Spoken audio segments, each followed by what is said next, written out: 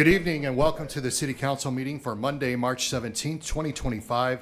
We will begin with a roll call and determination of quorum. Lehman, here. Maher, here. Roberts, here. Stroman, here. Pettigrew, here. Sechrist, here. Bieberdorf, here. Ham, here. Evans, Roseland. Here. We have a quorum. Thank you. Next, we will have a moment of silence followed up by the Pledge of Allegiance. If you are able and willing, would you please rise?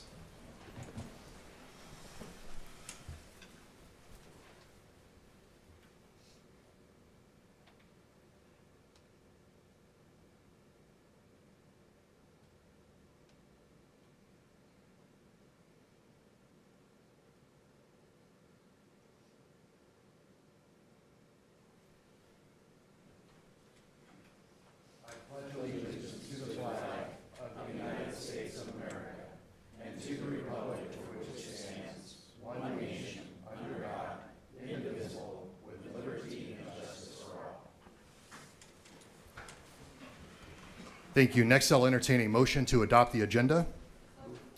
Motion by Sechrist, second by Roseland to adopt. All in favor? Aye. Any opposed? Motion carries. Next, I have a proclamation I'll read. I'm just going to circle back down here. Council, you're free to stay in your chairs.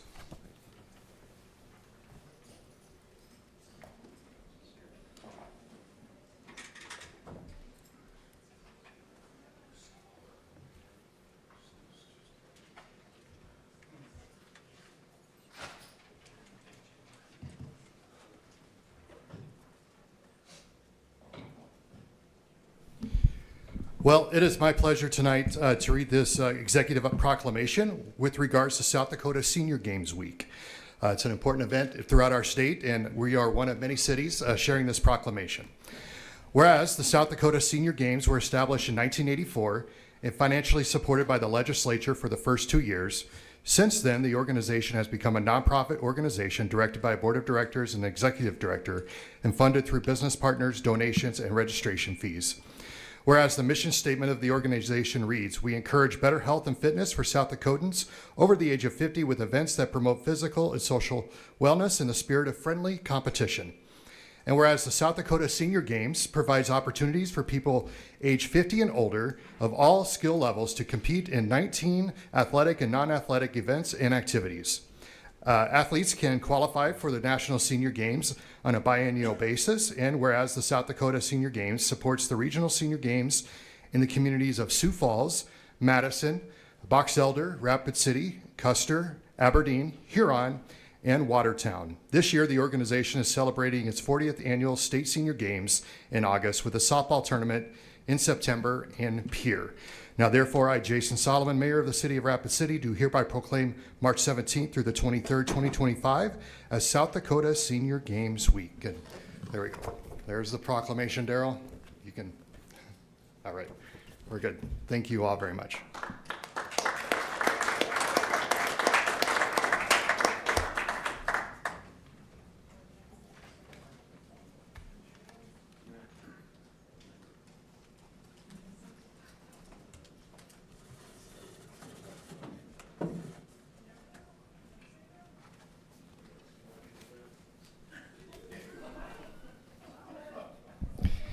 All right, let's bring this meeting to order, folks. Next, we'll move on to general public comment, a time for members of the public to discuss or express concerns to the council on any issue not on the agenda. Action will not be taken at the meeting on any issue not on the agenda except by placement on the agenda by unanimous vote of the council members present. I do have a couple of speaker request forms. The first one is from Andrew Ironshell. Andrew, you're welcome to come over here. You have 3 minutes, and your indicator will be right above here. This one? Yes, sir. Testing. Good evening, relatives. My name's Andrew Ironshell. I'm a community member here in Rapid City. And I just wanted to share tonight that, I've been up here before, addressed the community, addressed the city council. And what I'm really looking for is accountability. Accountability from our city systems, from our law enforcement, who should be paying attention when the community is speaking. But really, I just want to encourage accountability. I offer it. If you'd like to know me, you'd like to know what I'm doing in this community, please come visit me. I'm an open door. And I'd like to offer that opportunity to any of you to come to where I work at Indian Collective, but more so to meet me as a community member so I can share with you what my sense of accountability looks like in this community.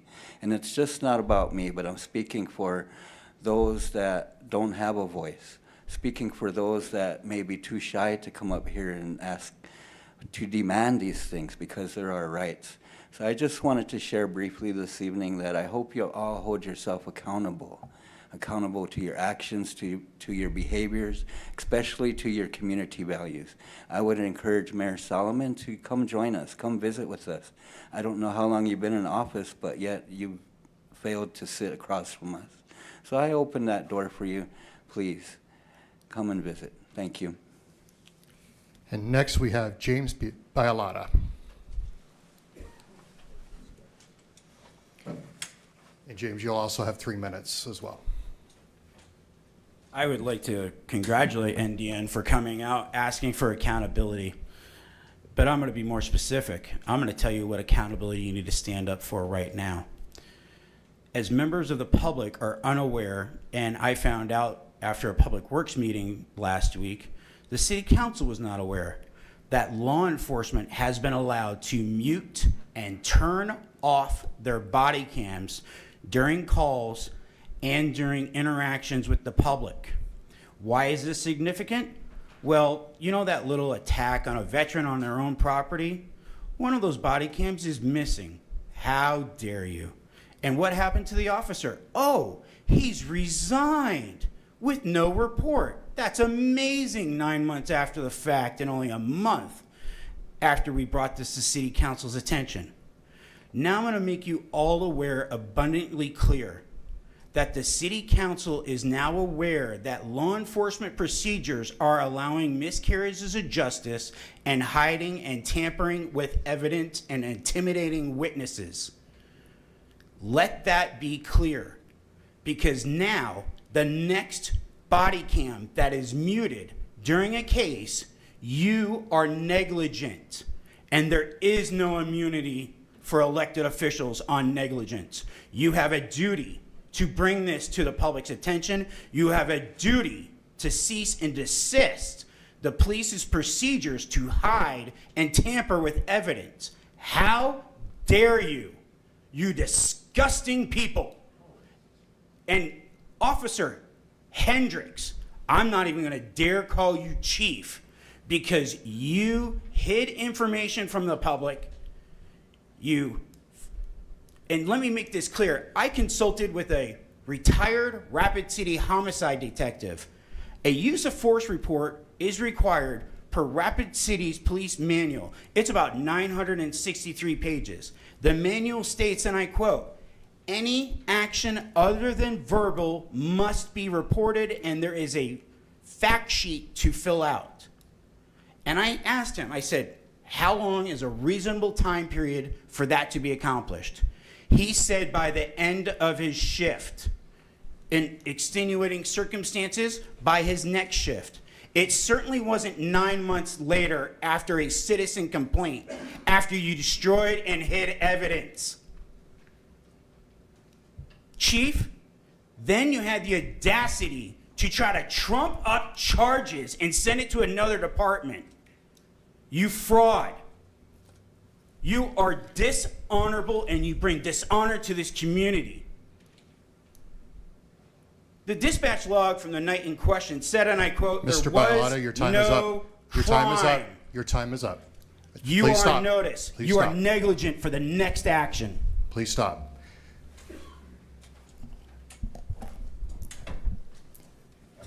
That is all that I have for general public comment. I do want to make just a brief remark in defense of our police department. They have excellent folks working for them. We're grateful for what they do. They do have policies and procedures. They work very hard to make sure that those are followed, and we're grateful for them. So your situation can be dealt with in another manner, but I just want to make that comment. We are grateful for our law enforcement officers. We will now close public comment and open the public hearing items for items 2 and 3. We will open the public hearing for items 2 through 3. I do not have any speaker request forms for the public hearing items 2 through 3. So we will close the public hearing and move on to non-consent public hearing items 2 through 3. Would the council wish to make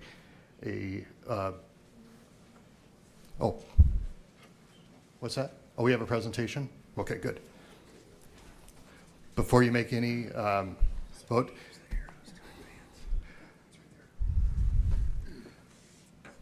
my apologies. I didn't have a note that you had a presentation for us tonight, so thank you.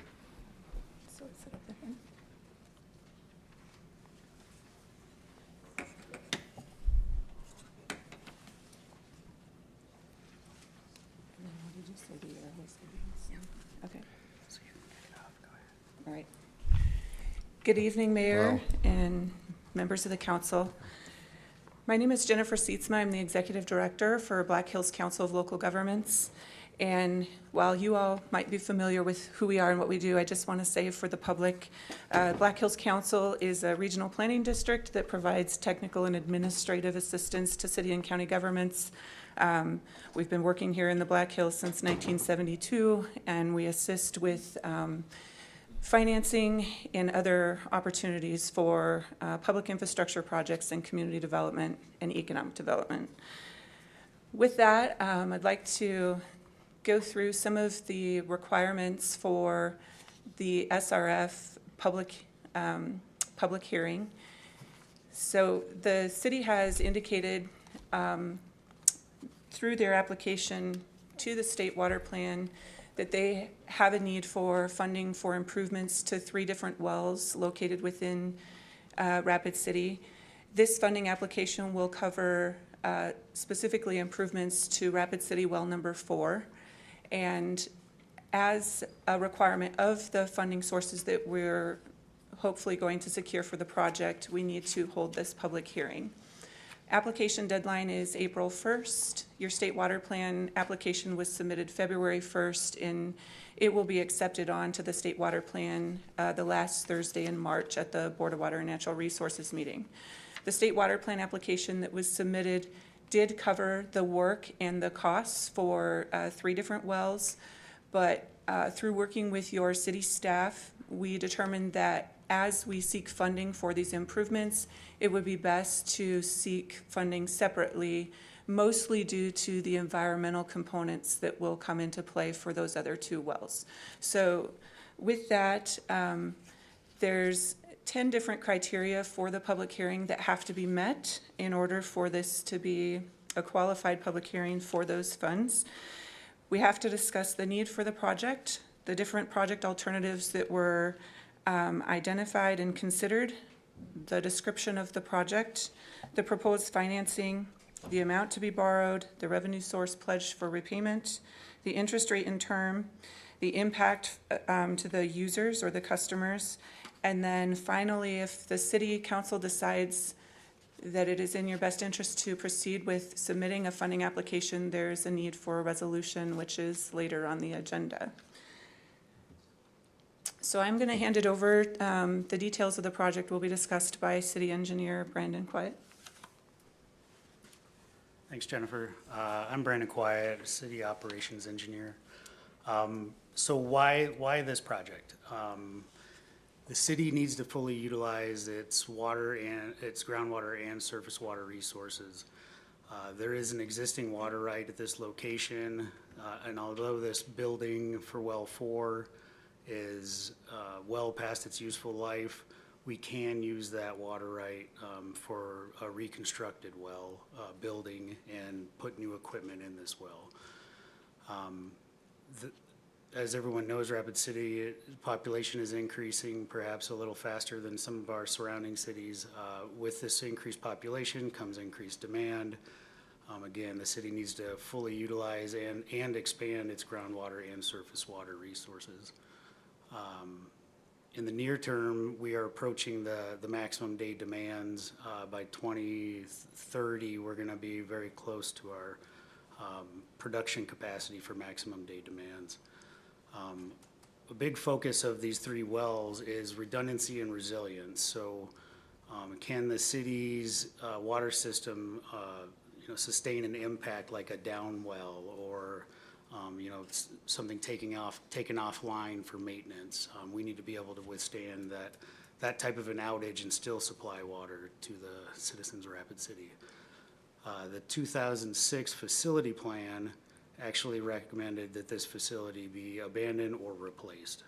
And just to note that this well, if you don't know where it's at, is on Sunnyvale Drive. It's kind of behind the Paisanos Pizza Plaza. And if you don't know where it's at, that's probably good. We try to blend in with our facilities with the surrounding. But as you can see from this picture, this building was essentially falling apart. This building has actually been removed. It was a little more cost effective to remove the structure outside of the overall project because it opened it up to more contractors to be available for, you don't have to be a Class A building contractor to tear a building down. So staff decided to go ahead and tear the building down and got a pretty good price for it. So as part of the application for SRF funding, we have to identify alternatives. So number one, do nothing. That's the cheapest alternative. Probably isn't gonna work for meeting the demands of the city's water system. Option two that we evaluated was rehabilitate the existing well and build a new well house. I failed to mention in the previous slide, we had a testing contractor come in and evaluate the well casing, and it does look like the well is gonna be able to be reused, which is really positive because it costs about $2 million to drill a well. So option two takes advantage of the existing well, and we would construct a new well house on the existing city property. Option three, drill a new well on the existing city property and build a new well house. The existing property is about 1/3 of an acre. You really need about a 1 acre size lot to drill a new municipal well just due to the size of the equipment.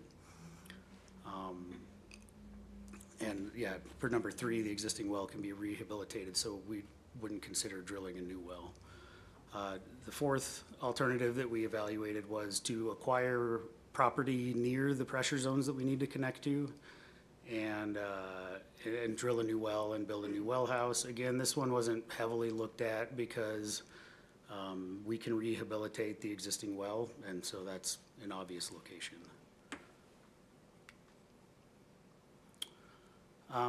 This is a little bit of specifics on the project. So right here is the property. That is the building that has been removed. The project will plan to bring water and sewer utilities up Sunnyvale Drive, reconstruct the well house kind of in the center of the property to meet setbacks.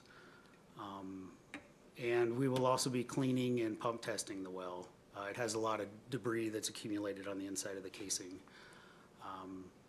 The neighborhood is pretty happy for the project. The neighbors on this side do not currently have access to water and sewer, and the neighbors on this side have some non-conforming services that will be taken care of at the time of the project.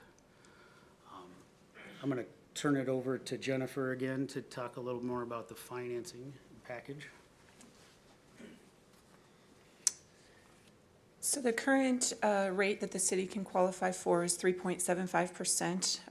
The Department of Ag and Natural Resources did tell me that that may need to be reevaluated, but at this point, we would not expect that there would be an increase. If there was a change, there could be a decrease to that.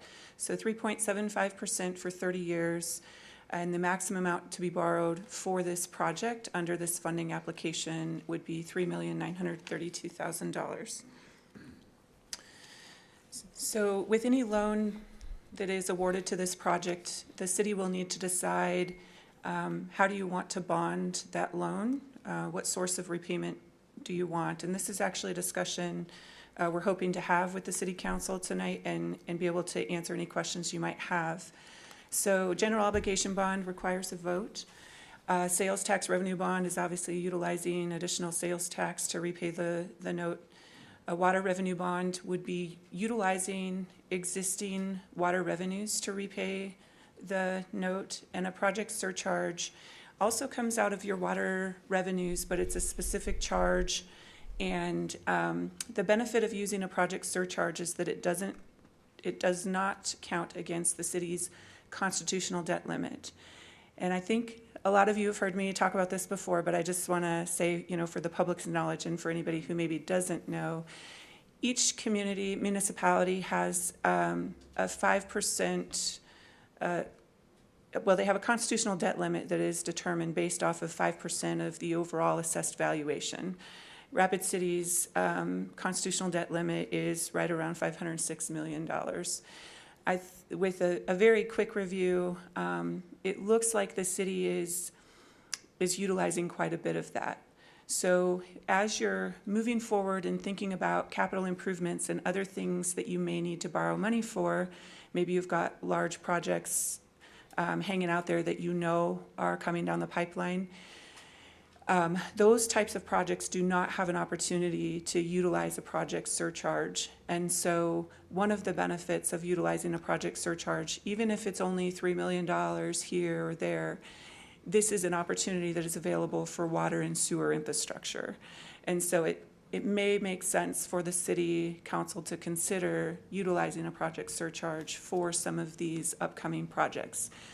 I think I failed to mention it in the previous slides, but with the 3 well projects, there's a total anticipated cost for all of those together of a little bit over $19 million. And that's just the 3 well projects.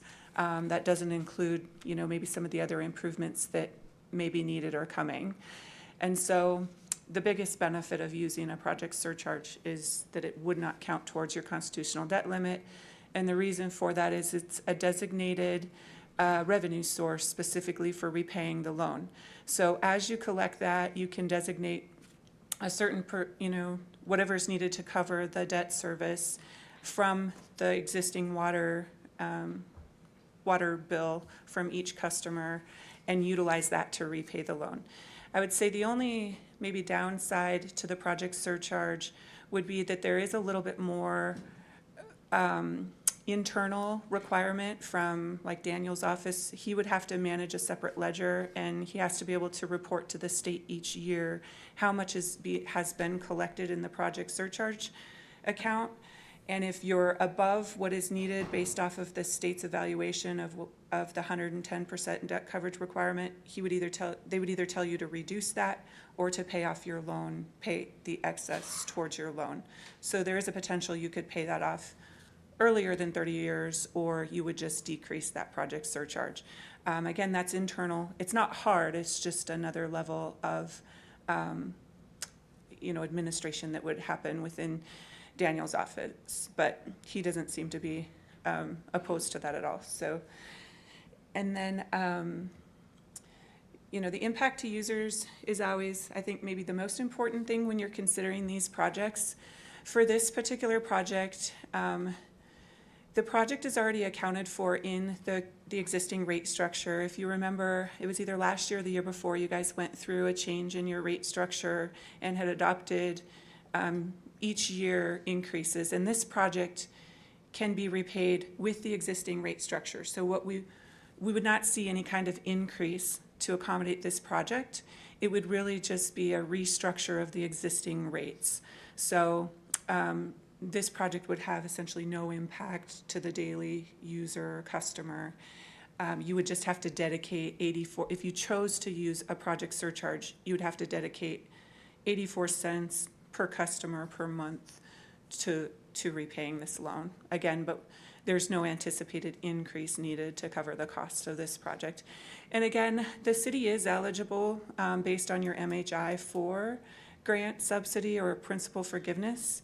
I think because of the size of the project and your rates already being where they're at, and this can be absorbed into those rates, I would not anticipate to see any grant subsidy, but just wanted to let you know that that is a possibility. So I guess with that, I don't know if I should call for... Well, we will do that. Okay. Jennifer and Brandon, we thank you for the presentation and for your work on this. It's important. So do we have any questions on the presentation on item 2? We'll go to number 3 in just a moment, but otherwise I'll read it in and we can vote on item 2. But Councilor Stroman, we'll let you go in. Thank you, Mayor. I'm really confused, I guess. So I'm looking at this little shack that's already been torn down, and I don't know what the $3.9 million is going for to replace that pump house. And she just mentioned, our historic rate increase of a couple of years ago in our water rates. And so it's not, I don't know why we're being asked this if the money's already accounted for in that historic rate increase. I don't know what costs $3.9 million to do that, and then there's another 3 projects for $19 million. And I'm like, wow, I guess I'm not understanding where the funding is for this, and it seems to me like a little bit of smoke and mirrors with talking about it, adjusting the rate structure and then adding a surcharge and doing this and that, when we've already added quite a bit to the water rates. And so I'm just not understanding that this is, I love our water. Our water's great. I want us to have the best water around like we always have. But I'm just not following where this is all costing this much and where the money's coming from. Well, Mr. Stroman, let's give an opportunity to respond. Obviously, they're not doing anything untoward. They're trying to look out for our best interests. So we'll start with our finance director, Daniel Ainsley, and then if Brandon or Jennifer want to chime in, they sure can. Thank you, Mr. Mayor. I can understand the confusion with it. I think I'll ask Brandon to address the cost estimate for the project. But as far as the financing for it, the total cost of repaying the loan was included in the rate structures that the council adopted last year. So that included a rate increase every year for the next 5 years. So the council does not need to make any change whatsoever, and you would be able to pay for the bonded debt that's associated with this project. So when we put together, not we, but when the consultants put together the rate structure, they looked at projects that were necessary and how those projects were going to be funded. 3 of those projects were going to be funded through some debt allocation that we would receive from the state revolving loan program, SRF. So this is the first of the 3 projects that were anticipated in that. What we are asking is if the council would like to proceed with the plan that was already laid out, or would the council be willing to look at having a surcharge? The net result would be 0 to the customers. So there would be an extra line item on the bill for 84 cents per month, but then the meter charge for every account would be reduced by 84 cents. So it would be a net 0 for each utility user. The reason for a surcharge, though, is that $4 million roughly of debt would not count towards our constitutional debt limitation. The city still does have a lot of available or debt availability, but when we start looking at significant projects that are on the horizon, including the airport and possibly some other recreational projects that have been discussed, plus knowing that TIFs that are financed through other financial institutions also count towards our debt limitation, I do have some concerns that by 2030, 2035, the city may run up against that debt limitation. So in order to allow your future council members and future mayors to have the greatest degree of flexibility as possible, we're recommending to do a surcharge. As far as the actual cost of the construction, Brandon, can you go over what would be done? Sure. So for this project, the building would be built in about the center of the site. The estimate for the well house itself is 2.1 million. That's based off of recent competitive bids. The pump and motor and downhole equipment is what it's called, between 250 and 300,000. The off-site improvements, which would be the water and sewer brought up from Canyon Lake Drive to the well house, in fact, a little bit past the well house. That is estimated at a couple $100,000. Plus, we are requesting in the loan package the cleaning project and pump testing, and then the consulting fees as well as part of the loan package. Okay. We also have John Roberts in the queue. Councilor Roberts. Thank you, Mr. Mayor. I think where the confusion's coming in, you don't mind, Greg, is this was part of the overall plan with our water updates going forward with the new rate fees, correct? And if you remember back to that time, I had talked about doing these surcharges because I very much believe that we should be doing as many of these surcharges as possible, because what this does is it specifically puts that money for that project. So when that project is paid off, theoretically, the rate should go down. So that money isn't going on in perpetuity, and, you know, somebody's just not given a big bucket of money sometime in the future. They're gonna have to do what we're doing, and we've done the last couple of years, and make these difficult decisions.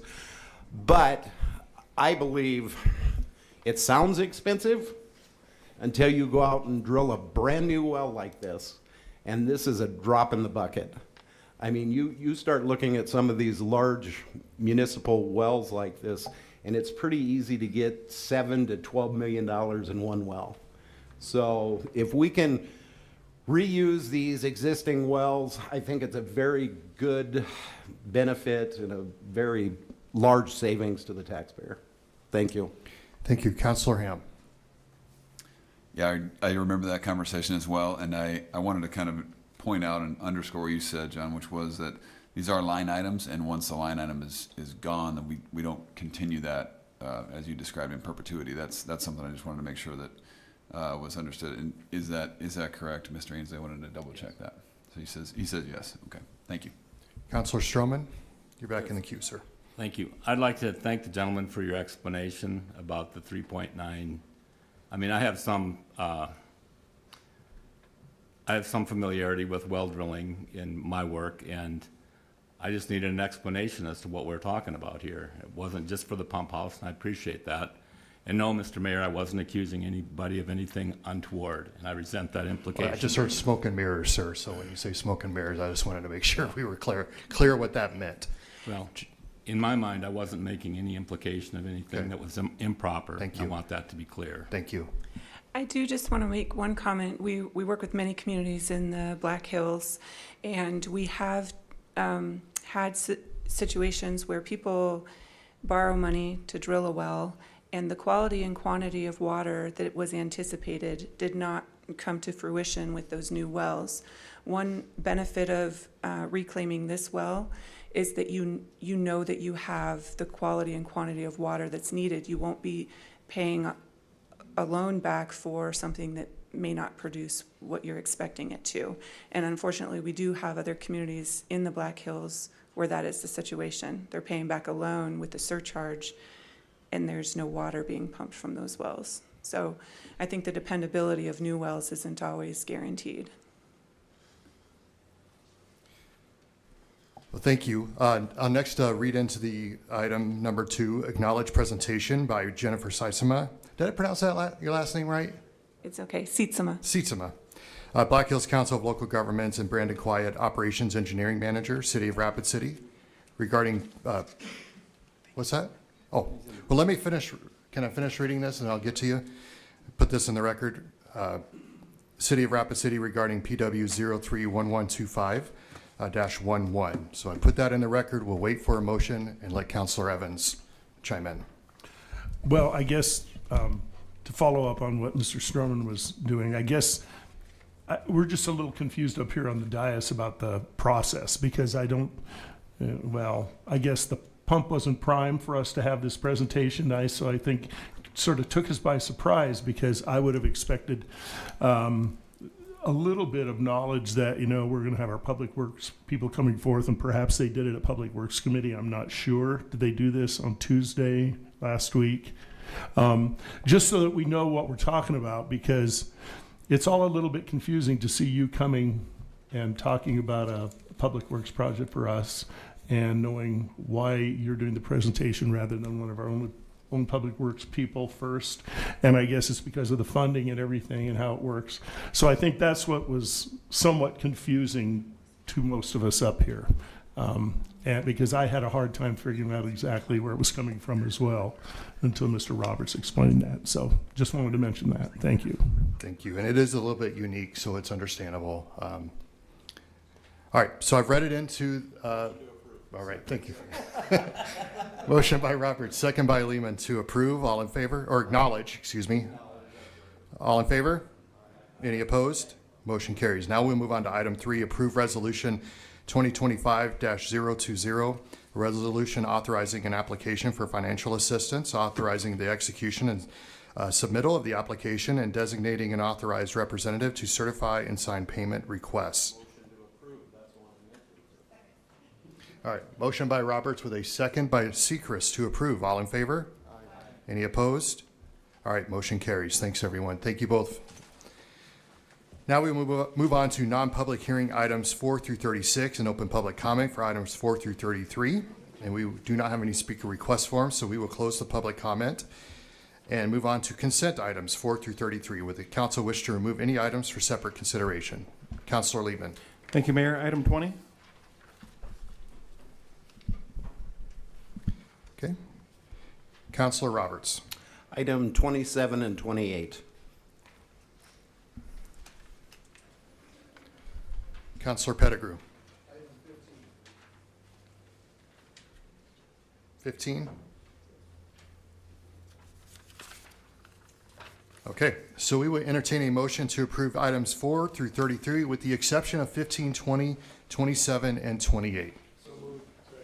Motion by Maher, second by Evans. All in favor? Any opposed? Motion carries. Item 15, request from South Dakota School of Mines and Technology to waive banner fee for M Week for calendar years 2026 through 2030. Councilor Pettigrew, you pulled this item. Thank you, Mr. Mayor. Is your mic on? I show it's on, but I may not. Okay. Just Thank yeah, you. just press the restart button. Everyone wants to hear my debonair voice, I guess. Thank you, Mr. Mayor. I would like to make a substitute motion, and if I get a second, I'd like to retain the floor. And the substitute motion would be that this waiving of the banner fee be for 1 year instead of 5 years. So for 2026 alone. Correct. All right. Is there a second? We got a second by Roberts. The floor is still yours. Thank you. I want to make it clear, my substitute motion in no way is a reflection of my attitude for the School of Mines. They're a great institution, and my business supports them. And this is a procedural issue for me, and they just happen to be the ones named on the request. I just have a hard time with the city continually giving things away. And I've done some research on this and talked to several city departments. And when we hang a banner, it's $375. And I've been made aware that that fee was initiated about 15 years ago, and it's never been changed. Like everything else, fees have gone up. I've called around, and to rent a boom truck for 2 hours is $325. I've driven downtown when our city staff is hanging these. They always have a pickup behind there, flashing lights to direct traffic. So they probably have 3 or 4 individuals there as well. So I guess the cost may be more like $600. And if we're going to give these services away, I'm looking for a way to support those departments who are involved. And currently, we're just giving the money away. I would like to see a request like this come from the council contingency fund. At least we're paying the city for this fee, or if the mayor authorizes something, it comes out of his contingency. So at least we have some way to pay for the service that these things are costing the city. and I don't know how much time I have left, but the last thing, I was told there's 5 or 6 other nonprofits that are getting these fees waived. And who gets them waived and who doesn't? We don't have a policy as to what group gets a pass and the others don't. So I would like just to have them get 12 months. That will give the staff time. I've been in the process the last 6 weeks of reviewing all city fees. I'm going to meet with each department head and try and draft something that's palatable for everyone, because we have to increase some of these fees. So that's the intent of my motion. Thank you. Thank you. Next, we'll go to Councilor Maher. Well, Councilman Pettigrew, I agree with you that we need to look at this and what the policy and procedures are. But I just want to throw my support out there to the School of Mines. Very critical part of our downtown and our community and the Black Hills. This is for their homecoming week. And I just wanted to say that I'm 100% behind backing a better relationship with the School of Mines, and it's prominent in our comprehensive plan. Thank you. All right, so right now the motion on the floor is to approve for calendar year 2026. All in favor? Aye. Any opposed? Motion carries. Item 20, approve resolution number 2025-015, a resolution levying assessment for abatement of nuisances. Councilor Lehman. Thank you, Mayor. I'm going to defer to the Finance Director as he asked me to pull this item. All right. Director Ainsley. Thank you, Mr. Mayor. 2 property owners did pay their assessment today. The one property owner on 233 Franklin Street, and the second is 217 Stumer Road, so I'd request that those 2 be removed. All right, do we have a motion to approve this resolution with those 2 removals? Motion by Roberts, second by Lehman, to approve with those 2 exceptions. All in favor? Aye. Any opposed? Motion carries. Item 27, request for Mayor and Finance Director to sign development agreement for Tax Increment Finance District number 88 for Eastern Slope Land Corporation. Councilor Roberts, you pulled this item. Thank you. I have to abstain from 27 and 28. I own property within the TID district. Duly noted. Otherwise, okay, we will look for a motion. Motion by Lehman, second by Ham to approve. All in favor? Any opposed? Motion passes with 1 abstention from Councilor John Roberts. Item 28, request for Mayor and Finance Director to sign loan documentation between the City of Rapid City and Eastern Slope Land Corporation. Motion by Lehman, second by Sechrist to approve. All in favor? Any opposed? Motion carries with 1 abstention from Councilor John Roberts. That will take us to the end of consent items. We will move on to non-consent items 34 through 36 and open public comment for items 34 through 36. I do not have any speaker request forms for those items, so we will close the public comment and move on to item 34, a request by Renner Associates LLC for Paul H. Reinke Family Trust for a preliminary subdivision plan for proposed lot 18 of Copper Oaks number 2 subdivision, generally described as being located west of Twisted Pines Trail, north of Quartz Canyon Lane. The recommendations to approve with stipulations. Got a motion by Roseland to approve with stipulations with a second by Roberts. All in favor? Any opposed? Motion carries. Item 35, a request by Rapid Valley Sanitary District for preliminary subdivision plan for proposed lots 3R1 and 3R2 for Houck subdivision, generally described as being located at 3175 Red Wing Lane. The recommendations to approve with stipulations. A motion by Ham with a second by Roberts to approve with stipulations. All in favor? Aye. Any opposed? Motion carries. That takes us to item number 36, a consideration to appropriate $1,804,250 of unallocated fund balance from Fund 107 for the potential purchase of a North Rapid Police Precinct. The motion by Maher, second by Sechrist to approve. Just for the record, before we vote on this, there's no transaction tonight taking place. That will come back at a later time with the exact details of the address and the fund amount. Right now, it's just preliminary allocating potential funding. Just want to make that clear. All in favor? Aye. Any opposed? All right, motion carries. That takes us to the public hearing item 37, and we have approved resolution. We will open the public hearing for item 37. I do not have any speaker request forms, so we will close the public hearing for item 37. And Item 37 is this: approve resolution number 2025-019, a resolution to enter into a lease agreement with Rapid City Softball League, Inc. Motion by Ham, second by Roberts to approve. All in favor? Any opposed? Motion carries. Look at my agenda here. Okay. We had a non-consent public hearing item, which was bumped to the beginning of the meeting. We already addressed that.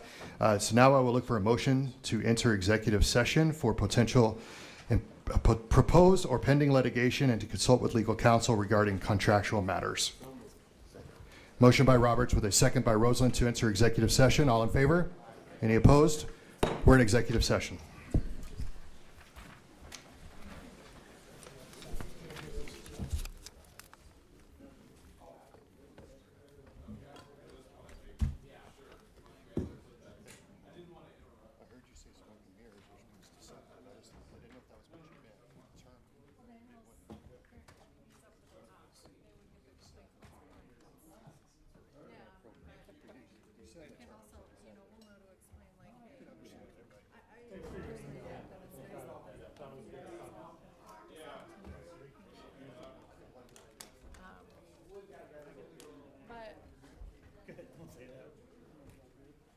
Actually, that was transferred to Troy. Oh, really? When Troy bought the property. She said, he didn't mind it. We're not. No. Yeah, so right now we have 350 million available.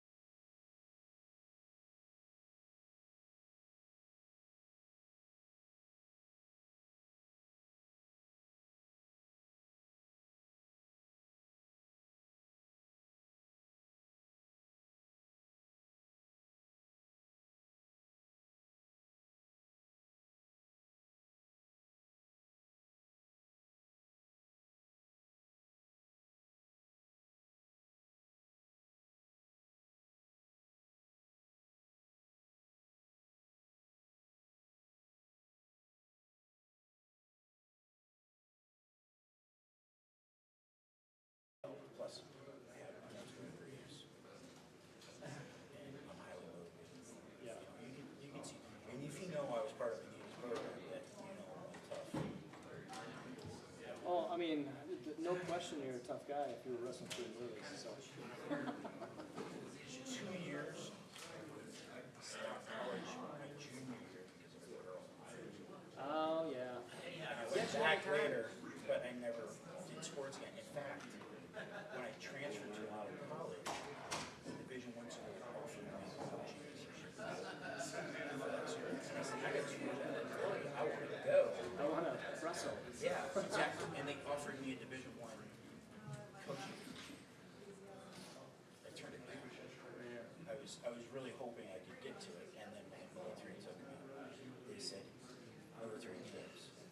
Yes. The wing commander came to me and sent voices. I'm sending the voice wing commander to talk to you. Hear him out. Don't be mad. Vice wing commander comes to me and goes, we have a lot of people. Come out of executive session. Got a motion by Stroman with a second by Maher to come out of executive session. All in favor? All right, any opposed? We are out of executive session. I don't believe we have any need for a staff direction official decision tonight. Is that correct, City Attorney? That is correct. All right. So we will move on to the bill list, and with that, we will go to Finance Director Daniel Ainsley. Thank you, Mr. Mayor. The bills tonight total $9,474,287.79. Got a motion by Ham, second by Seekers to approve. All in favor? Any opposed? Do we have a motion to adjourn? Motion by Stroman, second by Roseland to adjourn. All in favor? Any opposed? We're adjourned. Thanks, everyone.